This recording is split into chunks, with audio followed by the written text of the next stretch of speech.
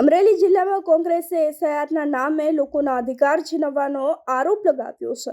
પ્રતાપ દુધાતના નેતૃત્વમાં કોંગ્રેસ કાર્યકરોએ કલેક્ટર કચેરીએ જઈ અને રામધૂન બોલાવી હતી. અમરેલી જિલ્લામાં એસઆઈઆરના મુદ્દે કોંગ્રેસ સરકાર સામે મોરચો માંડ્યો છે.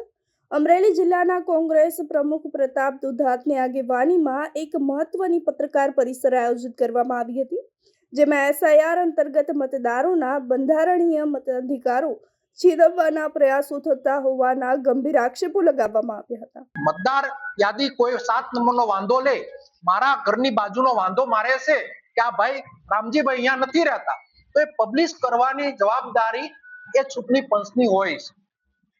બધા જ નામને પબ્લિશ કરે અને સૌથી પહેલી વાત ગુનાહિત પ્રવૃત્તિ થઈ છે કે કોઈના મત મટાડી દેવા માટેનું કામ થયું છે, તો એ લોકો ઉપર એફઆઈઆર થવી જોઈએ અને ચૂંટણી પણ સારી કામગીરી કરશે એનો અમને વિશ્વાસ છે.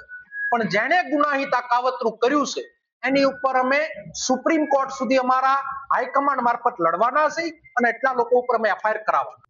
આ મુદ્દે વિરોધ નોંધાવતા કોંગ્રેસના કાર્યકરોએ કલેક્ટર કચેરી ખાતે રામધૂન બોલાવી હતી અને અધિક કલેક્ટરને આવેદનપત્ર પાઠવી લોકોના હિતમાં રજૂઆત કરાવી હતી.